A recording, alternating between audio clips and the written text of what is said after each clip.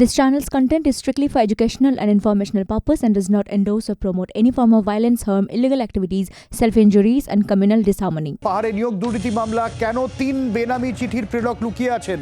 অভিযোগকারীর ঠিকানা রয়েছে কেওড়াতলা শ্মশান, কেন অভিযোগকারী সামনে আসছেন না? এমনই প্রশ্ন তুলেছেন রাজ্যের।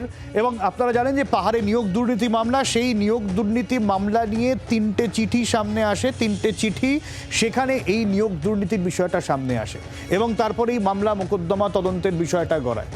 সুযোগ পেয়েও এফআইআর দায়ের করেনি রাজ্য, ঝুলি থেকে বেড়াল বেরিয়ে পড়বে এই আশঙ্কা।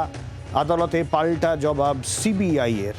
এই আদালতে বাকবিতণ্ডার বিষয়টা একটু আমি অর্ণবাংশু রয়েছেন আমাদের সঙ্গে, অর্ণবাংশুর কাছ থেকে জানবো। অর্ণবাংশু, সর্বশেষে সেটা হচ্ছে যে জিটিএ নিয়োগ দুর্নীতি মামলায় রাজ্য সরকারের হোম ডিপার্টমেন্ট এবং স্কুল অফ এডুকেশন ডিপার্টমেন্ট তারা যৌথভাবে সিবিআই অনুসন্ধানের নির্দেশকে তারা চ্যালেঞ্জ করেছে।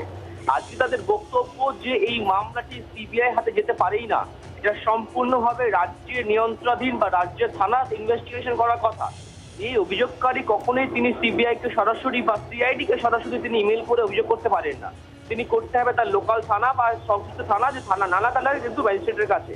এমত অবস্থায় রাজ্যের আরো বক্তব্য, আমরা এনকোয়ারি করে দেখেছি যে ঠিকানা দেওয়া হয় চিঠিতে সেটা কেওড়াতলা শ্মশানের ঠিকানা দেওয়া রয়েছে এবং সেই ব্যক্তি কেন লুকিয়েছেন, কেন সামনে আসছেন না?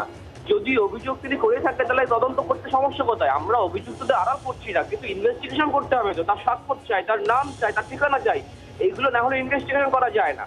এমত অবস্থায় রাজ্যের বক্তব্যের পাল্টা কিন্তু চ্যালেঞ্জ করছে সিবিআই, যাদের বক্তব্য যেই মাত্র আদালত সিবিআই কে এনকোয়ারি অর্ডার দিল সেই মাত্রই কিন্তু সিবিআই রাজ্য পুলিশ বা বিধাননগর থানা পুলিশ তারা এফআইআর করলো, তার আগে অব্দি এফআইআর করেনি। তাও তারা মনে করছে, আশঙ্কা করছে যে সিবিআই এনকোয়ারি হলেই কিন্তু ব্যাগ থেকে বিড়াল বেরিয়ে আসবে, সেই আশঙ্কার জন্য তাদের এই অবস্থা। যদিও দুপক্ষের শুনানি পর্ব শেষ হয়েছে, রায়দান স্থগিত রেখেছে, আধা ঘন্টার মধ্যে রায়দান করতে পারে ডিভিশন বেঞ্চ, এমনটা কিন্তু সম্ভাবনা রয়েছে। বাংলার আওয়াজ, বাঙালির আবেগ, জি 24 ঘন্টা।